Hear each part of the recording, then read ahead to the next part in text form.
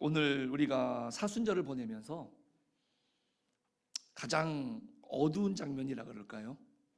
우리가 생각할 때 참 가슴 아프기 때문에 어두운 장면이라 하면은 물론 이제 예수님이 십자가에 달리시는 그 저녁이 참 어둡고 힘든 가슴 아픈 시간이지만은 그것보다 하나를 또 뽑아라 그러면 바로 오늘 이 본문에 이 상황이 예수님께서 인간적으로라든가 아니면 그 신앙적으로라든가 굉장히 힘들고 고통스러우셨던 그런 시간이 아니었을까 이런 생각을 해봅니다.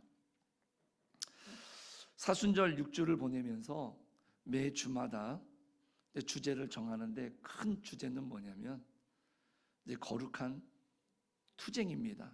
말이 좀 어감이 그렇지만 우리가 선한 싸움에 대해서 이야기합니다. 기독교인의 선한 싸움에 대해서 이야기를 하면서 쉬운 예수는 없다.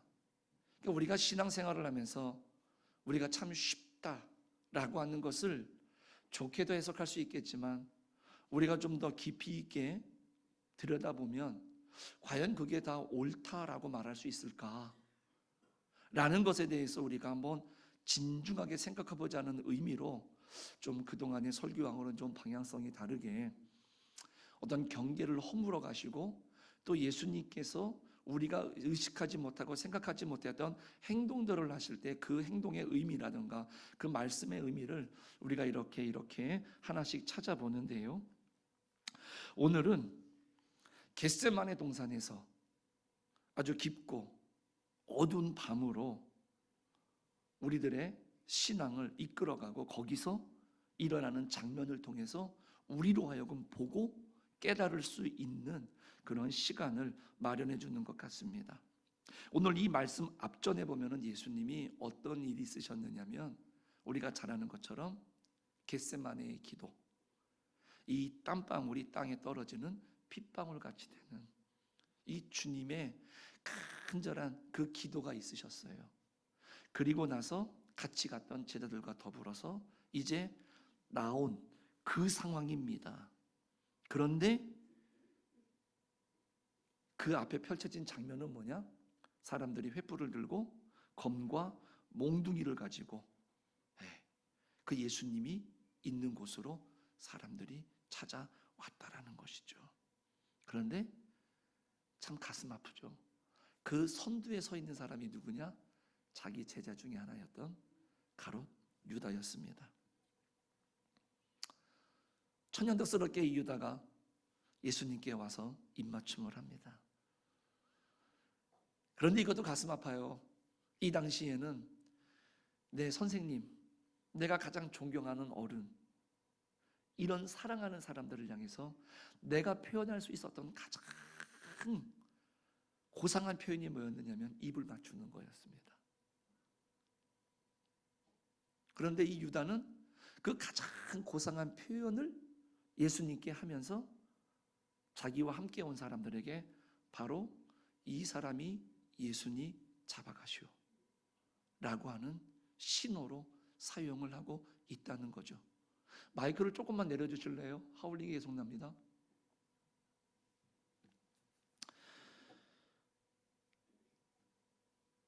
그랬을 때 사람들이 그 신호를 보고 저 사람이 예수구나 하고 잡으려고 하는 그야말로 위기 상황입니다. 이 절체절명의 순간 속에 오늘 우리들이 들여다보고 오늘 우리가 예수님의 마음을 깨달아야 되는데 그게 바로 뭐냐? 우리 인류 역사가 시작된 이래로 우리 마음속에 가지고 있는 그 내면의 가장 큰 유혹을 예수님께서 어떻게 끊어야 되느냐를 보여주시고 있다는 거죠. 바로 뭐냐? 우리가 살아가면서 정당하지 못한 불의한 공격을 받았을 때 우리도 합법적이고 정당한 폭력으로 맞서 싸워야 되느냐?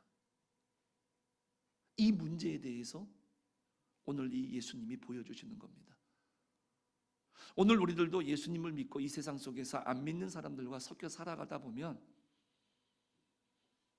내가 불의하게, 내가 잘못이 없는데 억울하게 내가 누명을 쓴다거나 내지는 모함을 당한다거나 조롱을 당할 때 그 순간에 내가 과연 맞서 싸우는 게 정당하게 맞는 것이냐, 아니면 우리들이 그리스도인으로서 어떻게 살아가야 되느냐라고 하는 이 문제를 오늘 예수님께서는 우리들에게 아주 명쾌하게 보여주시면서 우리들로 하여금 우리의 눈이 아니라 예수님의 눈으로 바라보기를 바라는 그런 모습이 오늘 본문에 잘 나와 있다라는 것이죠.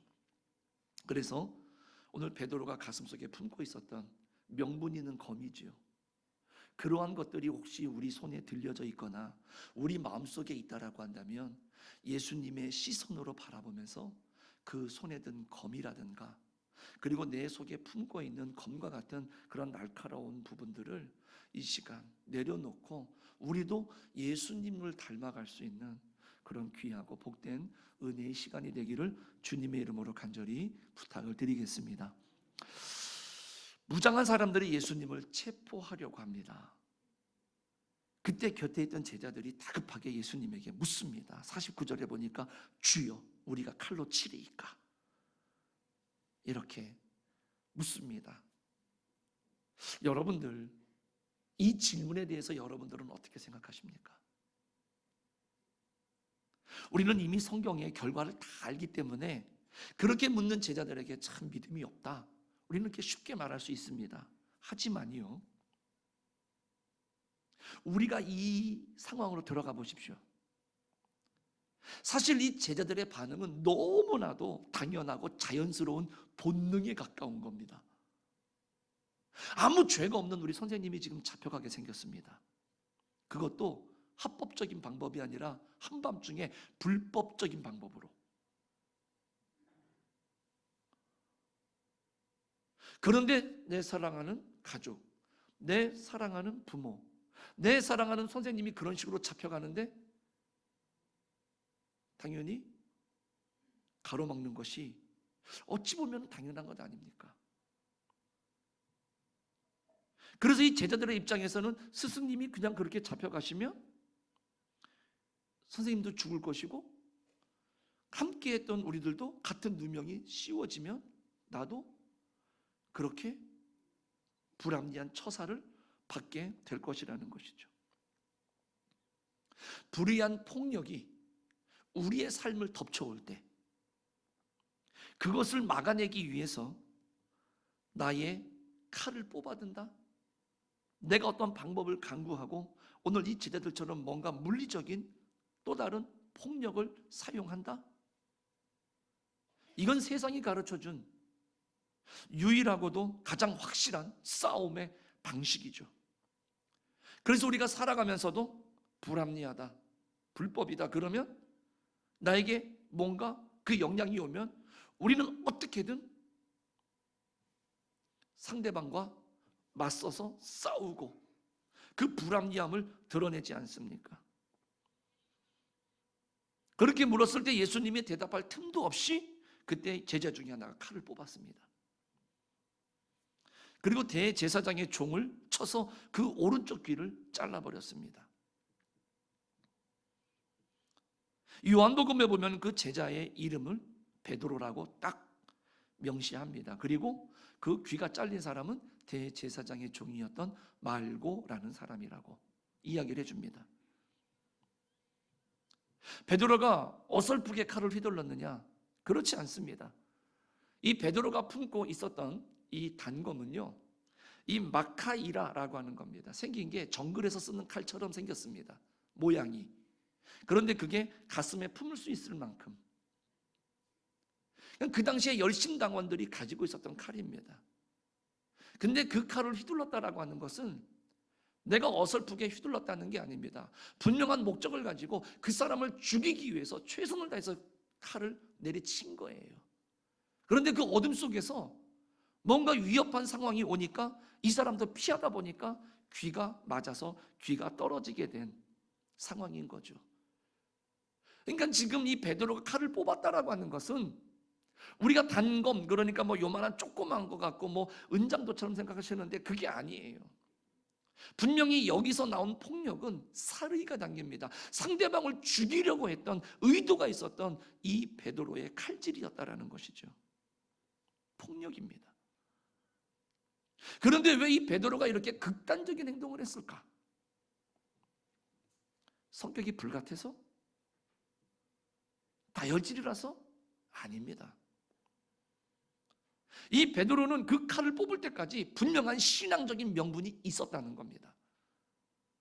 그는 정말로 마태복음 16장의 가이사랴 빌립보에서의 고백처럼 이 예수님을 메시아로 믿었던 겁니다. 그런데 그 내가 믿는 메시아가 우리 민족을 구원하고 이 로마의 압자에서 우리를 구원하기 위해서는 지금 잡혀가면 안 되는 겁니다. 이렇게 불법적으로 가서 그 예수님이 죽어버리면 우리를 구원하실 이 메시아가 우리를 구원할 수가 없게 된다는 겁니다.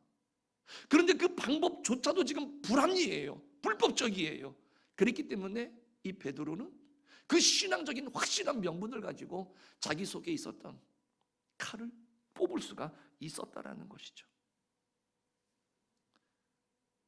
이것을 가리켜서요, 구속적 폭력의 신화라고 합니다. 그 미국의 그 월터 윙크라고 하는 목사님이 쓴 책에 보면은 그 책 제목이 이 구속적 폭력의 신화라는 책입니다. 이 말은 뭐냐면 정당한 폭력을 사용해서 악을 물리치고 구원을 얻을 수 있다라고 하는 논리입니다. 이게 세상의 논리예요. 왜 우리 젊은 사람들이, 요즘 사람들이 헐리우드 미국 영화에 열광하시는 줄 아십니까? 이 폭력적인, 이 구속적 폭력의 신화가 제일 녹아들어 있어요. 조직에 의해서, 깽단에 의해서, 악한 세력에 의해서 착한 사람, 약한 사람이 어떻게 됩니까? 공격을 받아요. 근데 이 사람이 갑자기 어느 날 복수를 하기 시작을 합니다. 기가 막힌 방법으로. 그래서 그 악의 머리를 싹 쳐다나고 우두머리까지 싹 죽여버려요. 그러면 사람들은 나올 때 그냥 통쾌하게 나옵니다. 영화가 그래야지. 이게 바로 구속적 폭력의 신화라는 거죠. 그런데 중요한 건 뭐냐면 이 논리가 우리 신앙 안에도 들어와 있다는 겁니다. 그것을 이 월터 윙크라고 하는 목사님이 지적하시는 겁니다. 그래서 우리도 예수님을 믿으면서도 알게 모르게 우리도 악을 이기려면 더 큰 힘이 필요로 하다. 나쁜 사람들을, 악의 세력을 때려잡기 위해서는 우리가 사용해야 되는 이 폭력, 이것은 정당하다. 이렇게 여긴다는 겁니다. 칼을 든 자는 더 날카로운 칼로 무너뜨려야 된다. 이것이 맞다.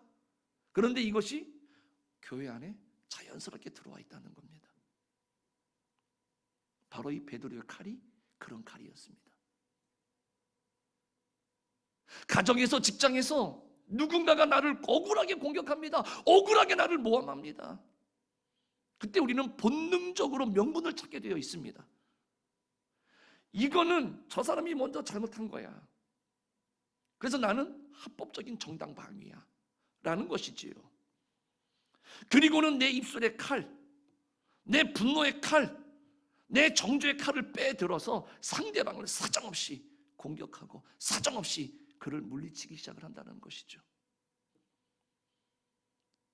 그러니까 불의한 폭력에 맞서서 나의 정당한 폭력을 자연스럽게 사용하고 있다는 거죠. 왜 교회에는 우리가 사랑을 말하면서, 예수의 사랑을 말하고 십자가를 말하면서 왜 우리가 상처받고 왜 우리가 교회를 떠나가느냐라는 것이죠.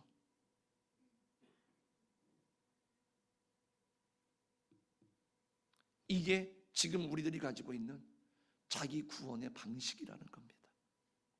그리고 그것이 나를 지키는 것이라고 사람들은 믿어 의심치 않는 겁니다. 그래야 내가 상처받지 않고 내가 정당하게 내가 한 것에 대해서 제대로 평가받고 제대로 할 수 있더라고. 사람들은 그렇게 생각하는데 교회 안에도 그런 논리들이 들어오기 시작했다는 겁니다. 그래서 베드로가 칼을 휘두르는 순간에 오늘 보니까 예수님께서 갑자기 단호하게 호통을 치십니다. 51절에 보니까 예수께서 이르시되 이것까지 참으라. 에아테 헤오스투투 원어입니다. 이 말은 뭐냐면 여기서는 이것까지 참으라. 에아테 헤오스투투, 이거는 뭐냐면은 그만둬라, 이런 뜻입니다. 무력 행사는 여기까지만이다. 더 이상 나가지 말라, 이런 뜻입니다. 마태복음에서는요, 이 본문의 말씀을 어떻게 해석을 했느냐면 이에 예수께서 이르시되 네 칼을 도로 칼집에 꽂으라. 칼을 가지는 자는 다 칼로 망하느니라, 이렇게 설명을 해주셨어요. 예수님은 명분이 있는 이 베드로의 분노에 대해서 칭찬하지 않으셨습니다. 오히려 강하게 꾸짖습니다. 가로막습니다. 왜 그럴까요? 예수님께서는 폭력이 가지고 있는 가장 끔찍한 본질을 정확하게 보고 계셨던 겁니다. 그게 바로 뭐냐? 이 폭력은 악순환된다는 겁니다. 피는 피를 부르고 복수는 계속해서 복수를 부른다라고 하는 이 죄악의 본질을 예수님은 이미 꿰뚫고 계셨기 때문에 그런 겁니다. 만약에 우리가 좀 발칙한 상상이지만은 이때 예수님이 침묵하셨다고 한번 상상을 해보십시오. 어떤 상황이 벌어졌을 것 같습니까? 당연히 예수님의 제자가 칼을 들고 있고 앞에 한 사람은 피를 흘리고 있습니다. 그러면 같이 온 이 로마 사람들이라든가 이 경비대장들이 가만히 있겠습니까? 저항하는구나. 그러면 그네들도 가지고 온 칼과 몽둥이를 꺼내지 않겠습니까? 그러면 또 예수님의 무리는 어떻게 하겠습니까?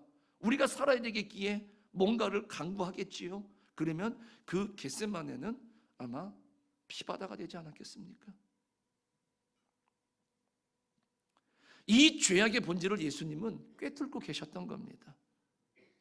그래서 베드로는 자기 스스로가 명분이 있는 믿음의 칼을 휘둘렀다라고 생각을 했지만, 그렇게 믿었지만, 그것이 잘한 것이라고 믿고 있었지만, 실상은 그 순간에 이 베드로의 행동은 어떻게 해요? 지옥의 문을 열어버리는 거나 진배 없었던 겁니다. 이 폭력의 악순환, 죄악의 악순환에 대해서 이 베드로가 그 첫 단추를 끼게 되는 것이죠. 그래서 예수님께서 참아라,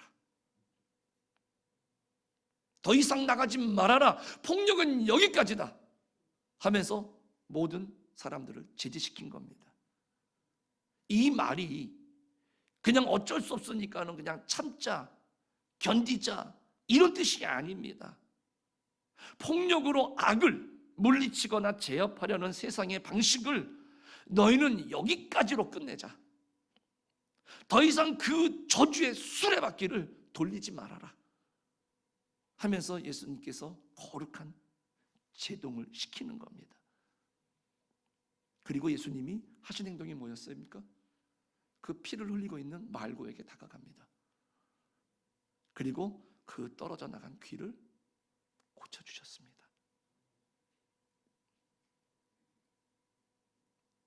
아마 수많은 예수님의 치유 기적 중에 저는 개인적으로 이 치유의 기적, 이 장면이 가장 경이롭고 가장 특별한 장면이라고 감히 여러분들에게 말씀을 드릴 수가 있습니다.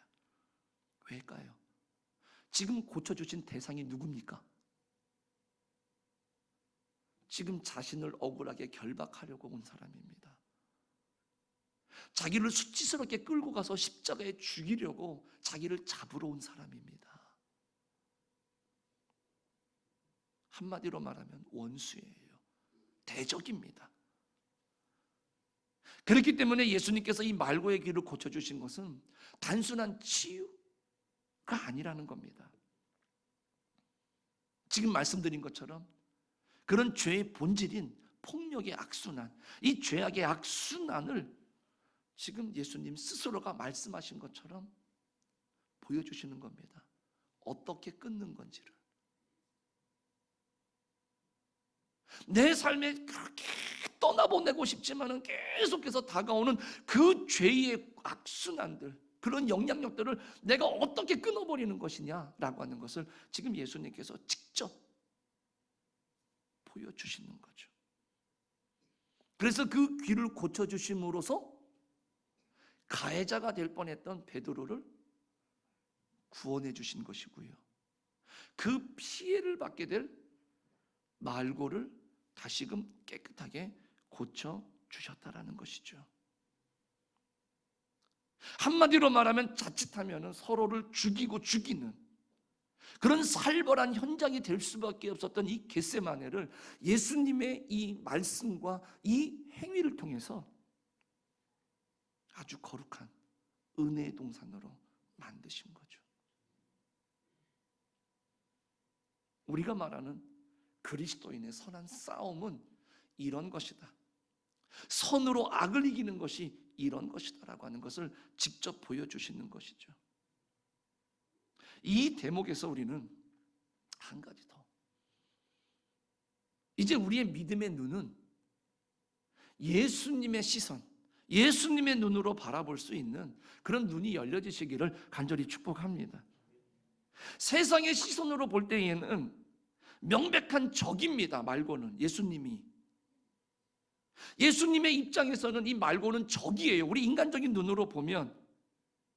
그래서 베드로처럼 불법적으로 왔기 때문에 물리쳐야 되고 보내야만 되는 대적입니다. 그런데 오늘 본문에 보니까 예수님의 시선은 어떤 시선입니까? 그는 적이 아닙니다. 그 말고 역시도 뭐예요? 치유의 대상인 겁니다.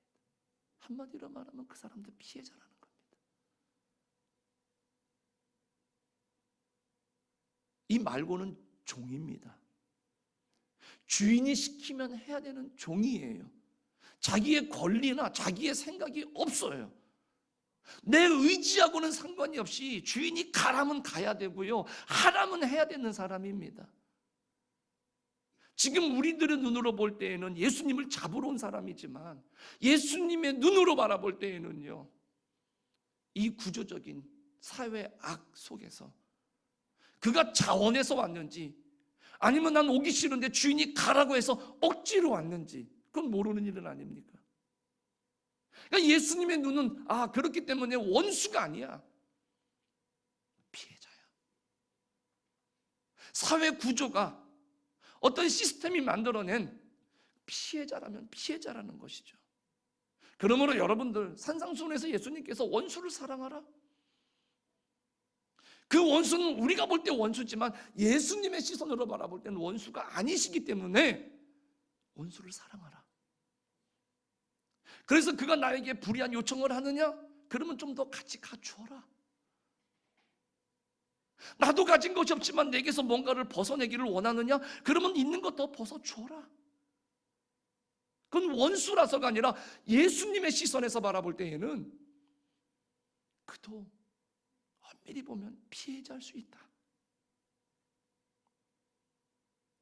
그러니까 오늘 우리는 자꾸 우리의 눈으로 바라보는데 오늘 이 말씀을 통해서 우리는 계속해서 예수님의 눈으로, 그래서 예수님은 자기를 잡으러 왔지만, 그래서 내가 정당하게 그 사람을 물리칠 수도 있었겠지만은 그를 오히려 불쌍히 여기고 너도 고침을 받아야 되는, 사랑을 받아야 되는, 구원을 받아야 되는 치유의 대상으로 알고 예수님은 그 말고에게 가셔서 그 귀를 고쳐 주셨다라는 것이죠. 예수님께서는 산상수훈에서 그러셨죠. 너희 원수를 사랑하며 너희를 박해하는 자를 위해서 기도해라. 이 겟세마네의 가장 어둡고 두려운 순간에 예수님은 말씀하신 것처럼 직접 몸으로 살아내신 거죠. 그리고 보여주신 겁니다. 예수님이 힘이 없어서가 아니지요. 우리가 엘리사의 기적을 통해서 아는 것처럼요, 그 아람 군대보다도 훨씬 더 많은 하늘의 천군 천사를 움직일 수 있는 권세를 가지신 분이 우리 예수님이십니다. 그런데 예수님은 그런 능력이 있으심에도 불구하고 그 베드로처럼 칼을 빼는 쉬운 방법을 선택하지 않으셨습니다. 상대방이 휘두르는 폭력을 온전히 몸으로 받아내고 그 악순환의 고리를 끊어버리려고 예수님이 온전히 흡수하신 겁니다. 이게 십자가입니다. 그래서 하나님께서도 그 십자가 앞에서는 우리를 어쩔 수가 없는 겁니다. 악을 악으로 갚지 않고 정당한 명분으로 포장된 폭력마저도 철저히 거부하시면서 오직 자기 자신을 내어주시는 그 희생을 통해서만이 이 세상을 구원하신 것. 이게 진짜 믿음의 선한 싸움이고 이게 진짜 평화라는 사실이죠. 이것을 지금 예수님은 가장 어두운 장소에서 우리들에게 극적으로 보여주시는 겁니다.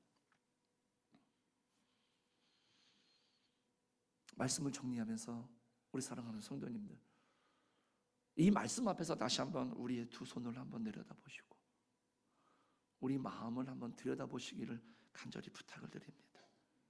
혹시 내 손에 이 정당한 분노, 정당한 억울함이라고 하는 명분으로 날카롭게 들려진 베드로의 칼과 같은 것이 내 마음속에 있어서 내 입으로, 내 표정으로, 내 삶으로 그렇게 다른 누군가를 찌르고 피나게 하고 있지는 않을까? 한번 우리가 생각해 보자는 겁니다. 저 사람이 나한테 상처를 주었네. 그래, 그러니까 나도 똑같이 갚아줘야 되겠다. 이건 불의한 거니까 내가 이 분노를 터뜨려서 내가 그를 응징해야 되겠다. 바로 잡아야 되겠다. 이건 당연한 거다. 혹시 우리는 그렇게 생각하면서 우리들도 알게 모르게 피해자가 아닌 가해자가 돼서 또 다른 피해자를 키워내고 있지는 않은가? 오늘 우리 예수님의 이 모습 속에서 그런 우리들이 발견되어지기를 간절히 부탁을 드립니다. 우리는 끊임없이 유혹을 받죠. 베드로와 같은 유혹을 받을 겁니다. 그러나 그때마다 평화는 깨지는 겁니다. 그때마다 우리의 영혼은 피로 물들어갈 수밖에 없어요. 폭력은 결코 우리를 구원할 수가 없다라고 하는 것을 예수님은 말씀해 주시는 것입니다. 그래서 오늘 우리들에게 또다시 다가오셔서 말씀하시는 겁니다. 이것까지 참아라. 칼을 도로 꽂으라. 말씀하시는 겁니다. 우리가 칼을 내려놓는 이유요? 우리가 연약해서, 부족해서, 모자라서? 아닙니다. 예수 그리스도의 십자가 평화를 따르는 진짜 제자이기 때문에 우리는 칼을 내려놓는 겁니다. 세상 사람들은 그런 우리들의 모습을 바라보면서 바보라고 합니다. 그렇게 살면 삶이 사라지느냐 말합니다. 그러나 오늘 예수님은 그렇게 사셨어요. 우리도 그와 같이 살아갈 수 있기를 간절히 축복합니다. 그래서 누군가 다가올 때에 예수님처럼 내가 손 내밀어주고 내가 분명히 아플 거 알지만 내가 감싸주고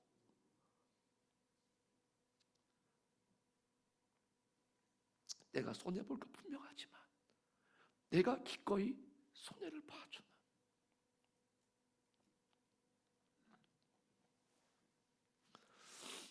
그런 예수님의 모습을 우리도 닮아갈 수 있는 우리 성도님들과 우리 교회 되기를 주님의 이름으로 간절히 축복합니다. 기도하겠습니다.